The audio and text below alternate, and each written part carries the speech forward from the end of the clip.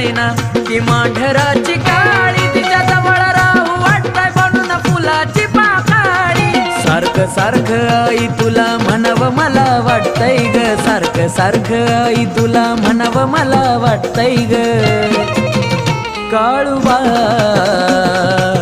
तुझ्या मला हारात विणावं वाटतंय ग काळूबा